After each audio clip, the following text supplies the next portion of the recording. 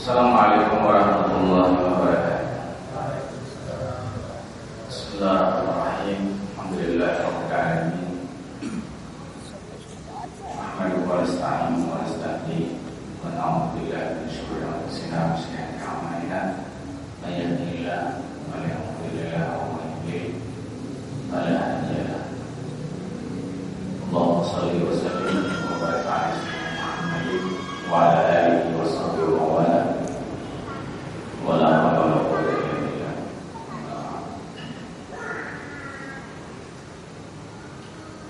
Para jemaah sekalian dirahmati Allah Subhanahu wa taala. Pada kesempatan kali ini dalam kajian fikih, sebagaimana tadi temanya disampaikan, kita akan membicarakan dan membahas tentang sholat sunat. Tadi disebutkan sholat sunat yang ada momennya atau diistilahkan dengan ma'al munasabah.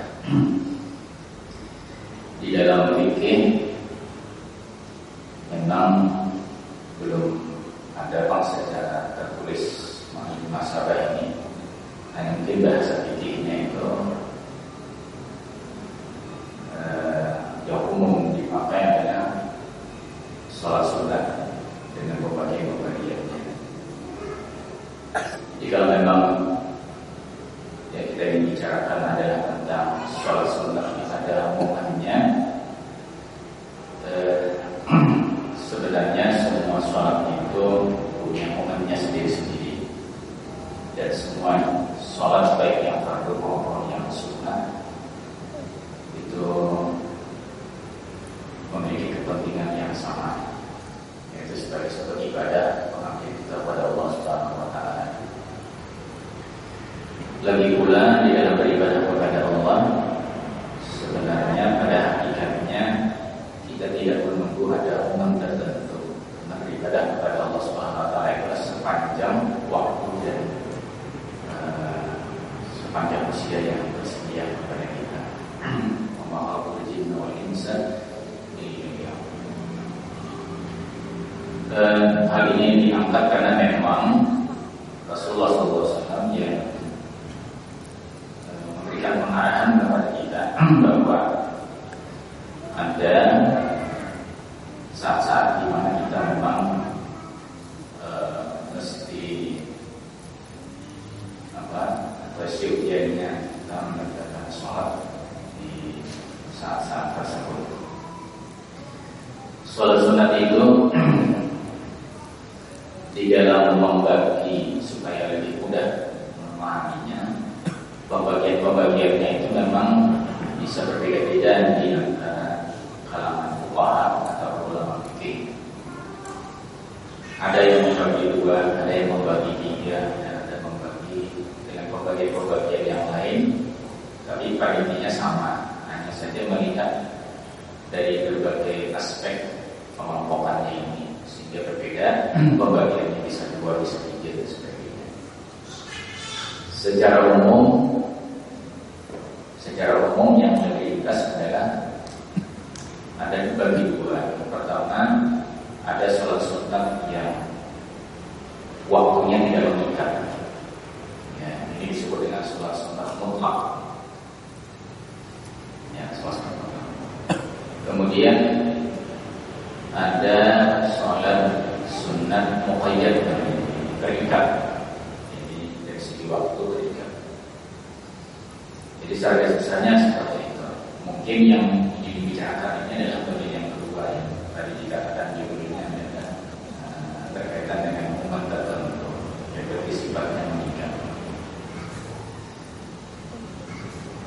Nah, ini pun nanti dibagi lagi dari secara bahasa hukumnya itu ada yang dilihat dari status ikatan hukumnya.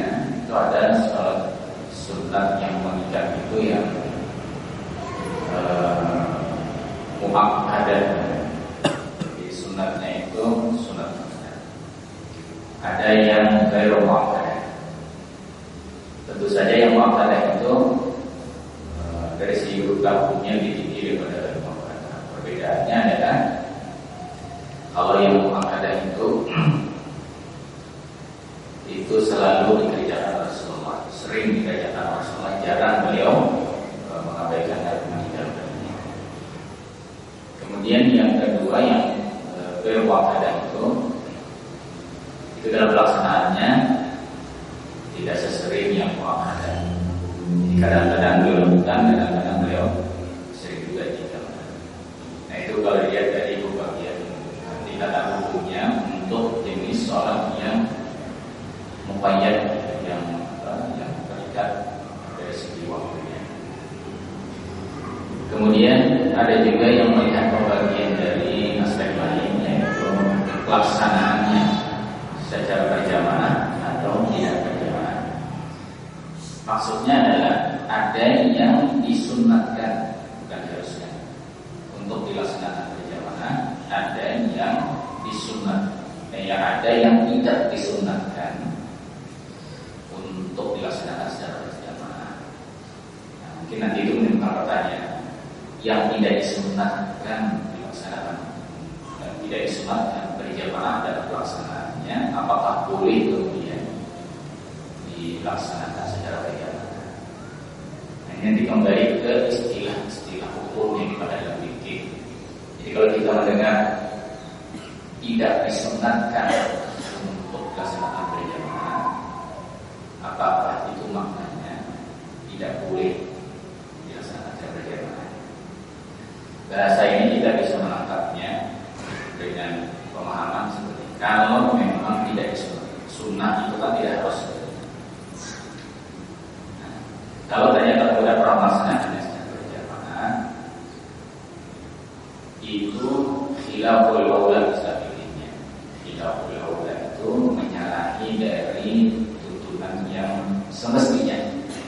Bahasa semestinya ini pun konotasinya nanti bisa macam-macam. Semestinya ini logik. Nanti orang menafsirkannya harus, mesti itu kan harus.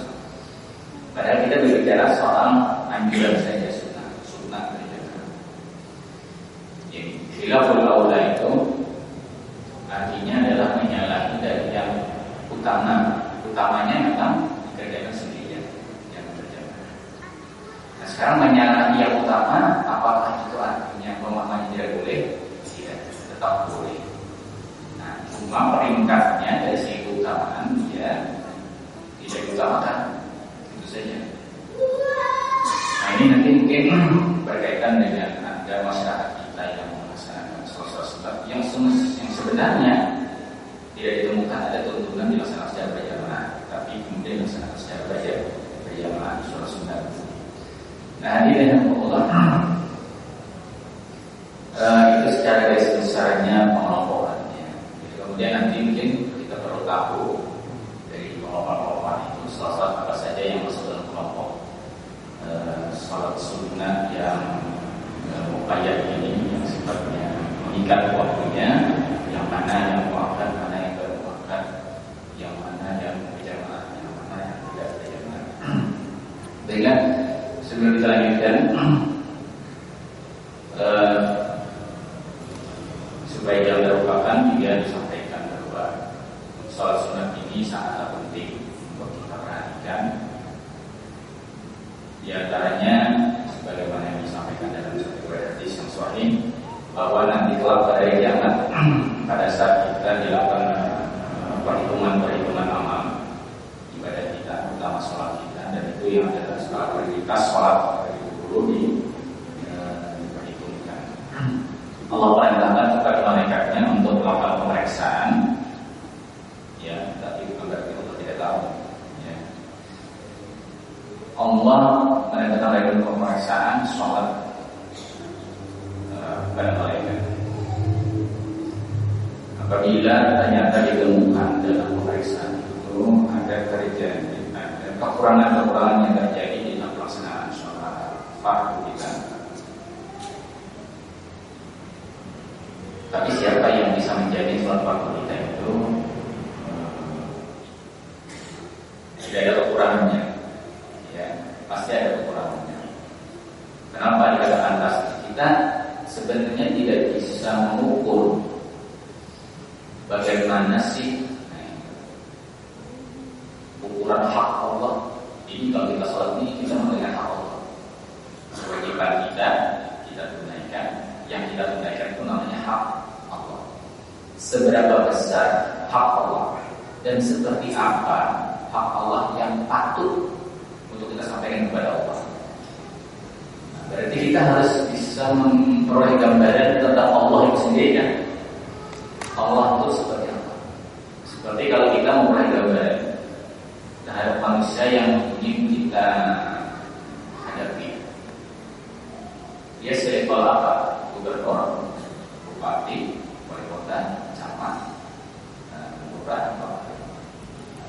Kira-kira cara kita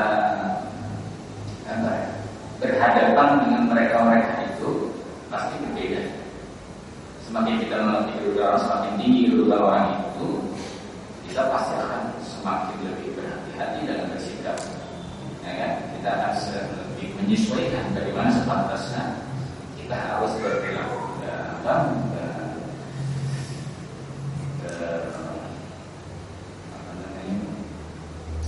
Ya, berkomunikasi atau saja yang kepada orang itu. Nah, sekarang kepada Allah. Sejauh mana kita paham dan mengerti tentang Allah Subhanahu wa taala itu sangat menentukan juga dalam kita menunaikan hak Allah. Nah, kita tidak bisa menjamin bahwa kita mengerti betul kedudukan Allah di hadapan kita. Nah, pada saat kita mengerjakan sholat, pada umumnya ya kita mengerjakan sholat apa yang sesuai dengan kita dapatkan dari balik pada sholat. Tetapi apakah kita tunaikan hak Allah waktu kita membaca ayat dalam sholat? Ketika kita menyebut Allahu Akbar, ketika kita menyebut Subhanallah wa bihamdihi wa subhanallahil a'la dan sebagainya. Pada saat itu bacaan-bacaan atau gerakan-gerakan itu sudah layak atau tidak? Artinya kita kata Allah SWT bisa ditunaikan. Karena itu Rasulullah SAW pernah menyampaikan dalam sebuah hadis, seorang begitu dia selesai mengajarkan sholatnya, maka bisa jadi ada yang hanya menyampaikan hak Allah itu separuhnya saja, ada yang hanya seperenamnya saja, ada hanya seperdelapannya saja, ada hanya seperempatnya saja dan seterusnya. Nah, ini kan memberikan satu penjelasan bagi kita bahwa setiap orang ketika dia menunaikan hak Allah itu sebenarnya tidak bisa terpenuhi 100%. Nah, sekarang pada saat ada dituntut tanggung jawab kita dari Allah Subhanahu wa taala, apa sudah ditunaikan sesuai dengan yang semestinya atau tidak, itu kan mengkhawatirkan. Maka harus ada lapis kedua, lapis ketiga, lapis keempat dan seterusnya. Itulah yang kemudian ketika dilaporkan kepada Allah Subhanahu wa taala, ya Allah, si hamba ini punya kekurangan salah satunya ini. Lalu kata Allah kepada malaikatnya, coba periksa kalau dia punya ada salat sunat. Dilaporkan ada salat sunatnya ini. Kalau begitu kata Allah, sudah yang fardu yang ada kekurangannya itu dilengkapi saja dengan yang sebenarnya itu. Biar terima salatnya. Kan yang menentukan salat fardu kita. Apa yang kita harapkan dari salat fardu kita diterima. Tapi siapa yang bisa menjamin hanya dengan sekadar berharap saja untuk diterima? Kalau kita tidak punya punya jaminannya itu ya sholat sunat. Jadi sholat sunat itu merupakan adalah satu jaminan untuk bisa diterima sholat fardu kita. Nah, itu yang Allah mungkin supaya kita terlewatkan sampaikan. Baiklah, sebagaimana tadi disampaikan bahwa kita akan mengurai lebih lanjut tentang pembagian tadi itu.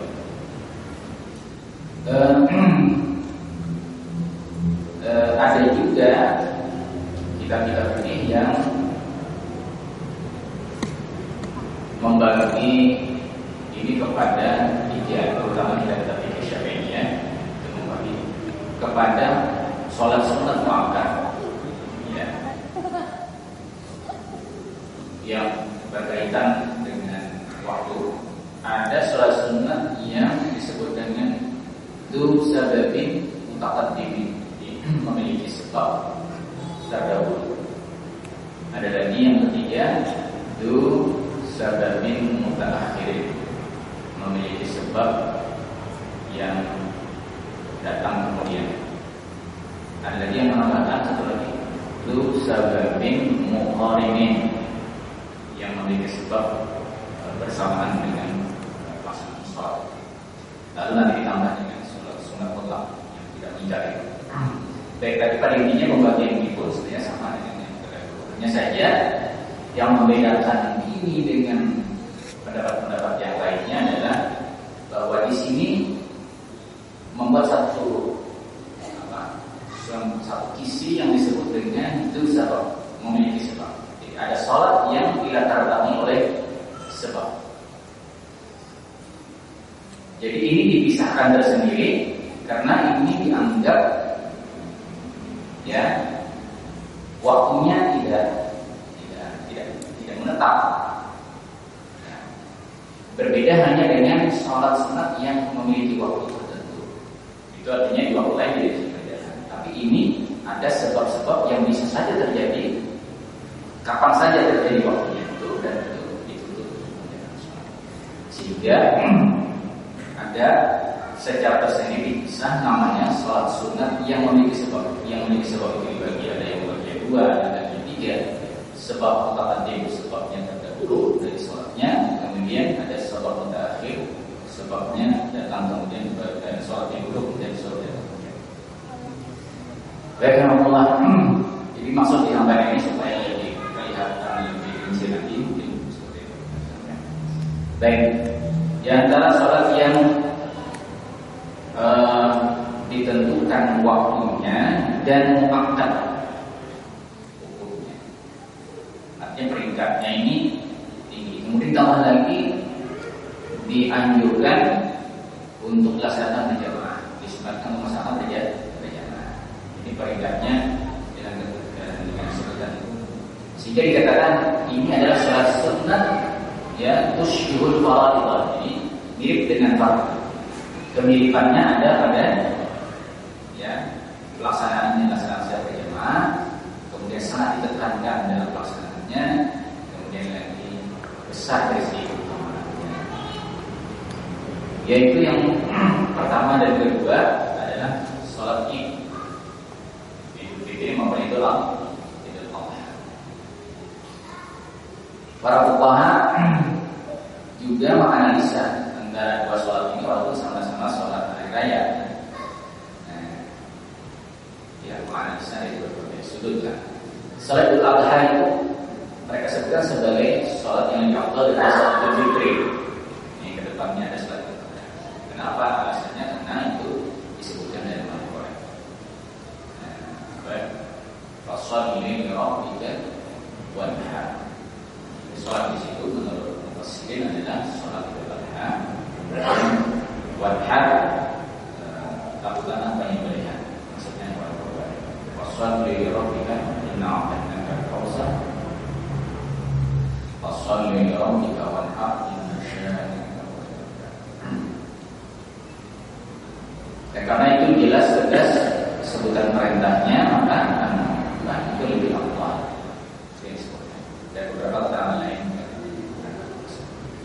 Ada pun salat Idul Fitri itu justru takbirannya lebih afdal daripada yang Idul Adha. Kalau Idul Adha itu mungkin lebih lama takbirannya, lebih lama karena berhari-hari.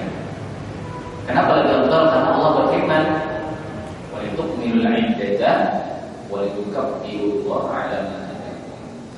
Jadi sempurnakanlah puasa itu dengan penuh. Sesudah itu bertakbirlah kalian, ya.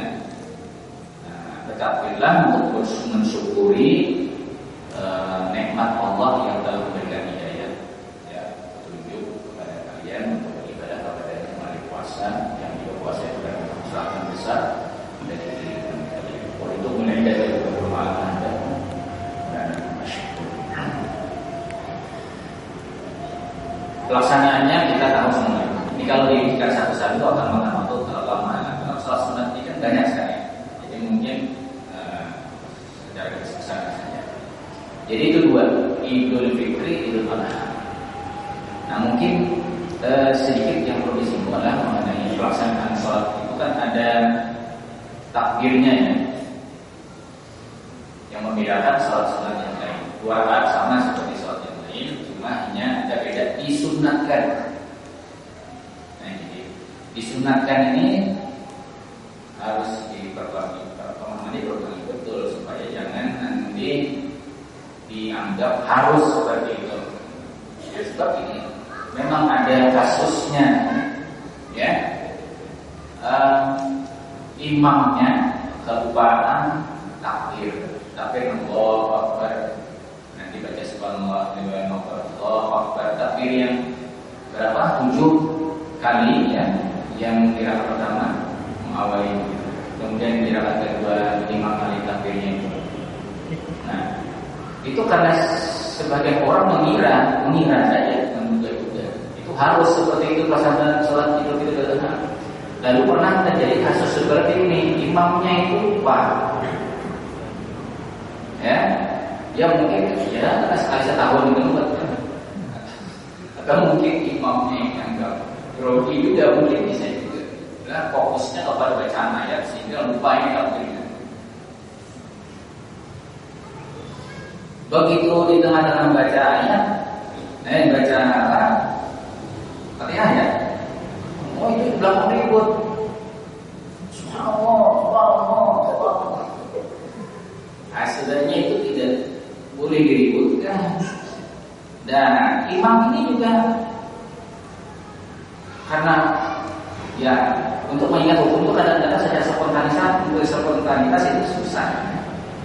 Nah, ini saya bersikap seperti apa ini? Nah itu kan susah. Yang di belakang seperti menyetir, lalu supirnya bingung. Ini saya takbir balik-balik itu dibatalkan di semuanya itu kayak apa ini? Ya, secara hukum tidak boleh. Kalau kita sudah masuk dalam Fatihah itu kita memasuki rukun dalam pekerjaan sholat. Tidak boleh kemudian untuk mengambil yang sunnah yang tertinggal itu kita batalkan rukun itu. Boleh?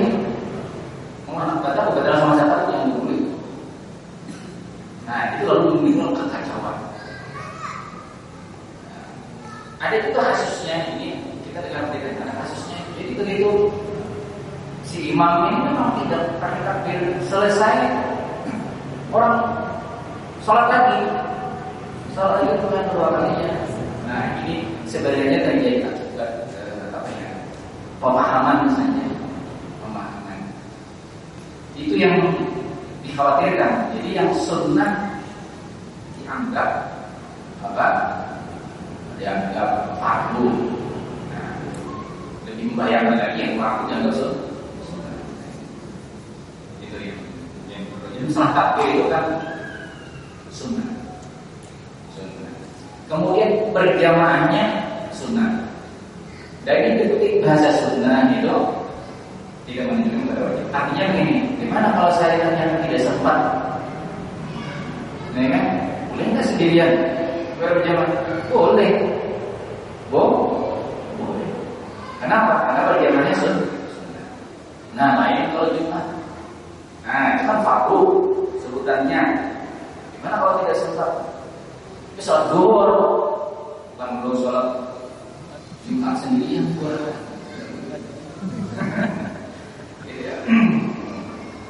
Nah itu mungkin barangkali antaranya garis bawahi lah. Kemudian setelah itu ada sholat gerhana, ya, naik subuh syamsa atau subuh qamar. Itu sama levelnya lah, itu sama. Jadi sholat sunat muakkad yang terikat waktunya, kemudian lagi dari segi keutamaannya besar, kemudian dilaksanakan disunatkan untuk tidak besar berjamaah. Jadi dia punya kemiripan dengan sholat peringkatnya baik yang gerhana matahari maupun yang gerhana bulan. Nah mengenai gerhana ini juga ingin digarisbawahi adalah bahwa pelaksanaannya itu tidak harus seperti yang beberapa waktu yang lalu itu disosialisasikan di sebuah sekolah oleh guru-guru, ya, karena ingin supaya murid-murid terlibat dalam pelaksanaan sholat gerhana, yaitu yang tidaknya 2 kali, rukunya 2 kali. Itu tidak harus seperti itu. Tidak harus seperti itu. Kenapa? Memang agak rumit kan? Agak membingungkan oleh sebagian orang. Jadi sempat pernah beberapa waktu yang lalu itu ingin majelis ulama itu menyampaikan himbauan kepada ya terutama guru sekolah betul-betul mengajarkan dengan cara itu. Dan himbauan juga secara luas kepada masyarakat melalui media ini dan sebagainya agar dipelajari baik-baik supaya keterlibatan masyarakat dalam itu pelaksanaan sholat yang sangat langka sekali itu kan, sholat gerhana matahari itu bisa melibatkan banyak orang. Tetapi kemudian menolak itu menjadi malah bisa tidak dilaksanakan. Artinya begini, itu kan caranya agak rumit kan, itu kan. Tidaknya 2 kali, rukunya 2 kali dan 1 rakaat, sehingga ada 2 rakaat. Jadi 4 kali kan, tidak 4 kali. Kalau kita ingin melibatkan orang banyak dalam pelaksanaan itu, ambil jalan yang lebih mudah buat setiap orang melaksanakan. Bahwa sholat gerhana itu bisa dilaksanakan seperti sholat sunat biasa dan boleh dilaksanakan sendirian kalau tidak berjamaah. Sehingga dengan itu, dengan komunikasi cara komunikasi seperti itu akan memungkinkan bagi setiap orang tidak punya alasan untuk tidak melaksanakan. Karena ada orang bilang santai, ada sempat membab berjamaah, karena ada sempat ini, mohon maaf ada kawan. Terus macam-macam kan. Sebenarnya di rumah sholat gerhana sendirian pun dilaksanakan dengan sholat sunat yang sangat sederhana, 2 rakaat biasa, itu pun adalah sholat gerhana. Begitu. Nah, ini penting namanya fikih itu pemahaman. Fikih itu artinya pemahaman. Perlu pemahaman supaya jangan terjadi timbul anggapan-anggapan yang sebenarnya tidak harus seperti itu. Jadi seperti sholat gerhana itu. Jadi tidak sedikit yang kemudian mengira bahwa sholat gerhana itu harus pelaksanaannya khusus seperti itu. Khusus seperti itu. Padahal tidak. Itu hanya salah satu cara. Jadi ada 3 cara. Ini kan dalam pelaksanaan gerhana itu. Ya salah satunya adalah dan salah satunya yang lain adalah sholat biasa itu. Ya, tentu saja dengan niat melaksanakan sholat gerhana dan nanti dengan sholat zuhur. Ini satu contoh dari Allah. Ya supaya setiap orang itu dengan paham sehingga masing-masing bisa ambil bagian dalam pelaksanaan sholat seperti sholat gerhana. Jadi gerhana matahari maupun gerhana. Kemudian yang berikutnya yang juga termasuk dalam yang kita anggap level inilah gitu kan, itu adalah sholat istisqa. Sholat istisqa. Sholat minta hujan. Ini sholat yang memang sesuai dengan kebutuhannya, maka harus dikondisikan. Maaf, harus diutamakan karena bahasanya sepatutnya itu kan dikondisikan. Itu kan saat bencana terjadi ringan, kita ingin keluar dari kesulitan, maka pada saat kita merasa membutuhkan pertolongan Allah Subhanahu wa taala, menunjukkan bahwa kondisi kita sangat membutuhkan. Salah satu contoh ya, dalam situasi yang seperti itu ketika orang hadir, bahkan ini sebenarnya harus dipelopori oleh pemimpin dalam itu harus imam yang pelopori. dan menciptakan, mengkondisikan suasana. Di antaranya adalah cara berpakaian. Ya. Pakaian itu harus paling sederhana pakaian. Jangan hadir di dalam pelaksanaan menteng-menteng begini, kan? Ya kan? Berhias, apa ini? Pakaian mahal yang bawa. Nah ini tidak apa ya? Tidak sesuai dengan apa yang seharusnya saat itu kita sampaikan kepada Rasulullah. Nah di situ kan disampaikan dalam hadis Nabi disebut bahwa dianjurkan untuk semua orang keluar supaya semua orang rasa membutuhkan, mulai dari yang kecil sampai yang tua. Bahkan kalau perlu ada yang sakit dipapah di bawah, walaupun tidak ikut sholat. Yang berhalangan, wanita berhalangan juga dikeluarkan. Ya, walaupun mereka tidak ikut langsung di tempat ibadah yang mungkin dekat. Bahkan ternak-ternak dikeluarkan. Itu apa? Itu adalah bahwa harus dikondisikan seperti itu. Bahkan supaya pemimpin itu menyuruh masyarakatnya berpuasa 3 hari sebelum pelaksanaan.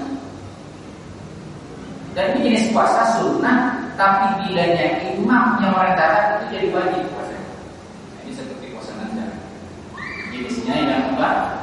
Yang di luar fardu Ramadan itu ada juga yang wajib umumnya berpuasa seperti puasa nazar. Termasuk puasa yang diinstruksikan oleh pemimpin untuk puasa 3 hari sebelum pelaksanaan satu sisa. Bahkan ada disebutkan dalam fikih itu, ibu-ibu yang membawa bayi supaya bayinya dipisahkan dari ibunya. Kenapa? Biar kelihatan anaknya itu apa ya? Seperti sengsara gitu. Bukan menyengsarakan anak. Nah itu semua apa? Itu menciptakan kondisi suasana yang memang dalam keadaan kita sangat menderita dan marah dan bermasalah dan itu masih seperti dikondisikan. Nah itu kan itu hal-hal yang termasuk hal yang terlewatkan oleh kita pada saat pelaksanaan sholat istisqa. Nah hal seperti juga perlu dipahami karena ada tuntunan di dalam pelaksanaan. Jamaah sekalian umumah. Nah itulah tadi apa? Sholat hari raya 2 yang kemudian sholat gerhana 2 juga 4, kemudian sholat istiqlal menjadi 5. Jadi itulah 5 sholat yang tadi kita sebutkan mirip dengan sholat fardu karena mirip dia makatnya sangat ditekankan pelaksanaannya, kemudian berjamaah, kemudian nanti dari segi kamarnya itu disebutkan.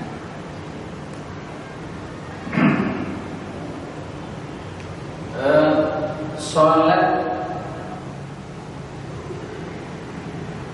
yang tadi yang disinggung itu sholat istisqa, kemudian sholat gerhana, itu pelaksanaannya ada terkait dengan waktu, tapi sekaligus terkait dengan sebab, ya, dengan sebab.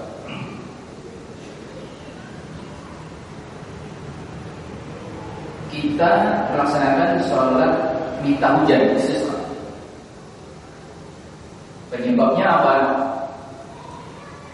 Penyebabnya adalah karena ingin mendapatkan air. Itu sebab-sebabnya. Ya, memang kekeringan. Tapi kenapa sholat ingin mendapatkannya? Ingin mendapatkan sebab kekeringan ini terjadi, baru kemudian kita melaksanakan sholat istisqa. Ini artinya sebabnya ada terdahulu, baru kemudian kita dituntut untuk mengerjakan sholat. Nah ini yang tadi istilahkan dengan sebab mutaqaddim. Jadi memiliki sebab yang mana sebabnya itu sifatnya ada terdahulu. Kalau gerhana itu dikatakan sebagai sebab muqarib. Penyebabnya adalah terjadi bersamaan dengan sholat. Makanya pelaksanaannya tidak bisa sebelum terjadi gerhana atau sesudah selesai gerhana baru sholat gerhana, tidak bisa. Itu dilaksanakan pada saat sebab sholat itu dilaksanakan, yaitu gerhana menjadi penyebab. Nah itu lebih ada klasifikasi itu.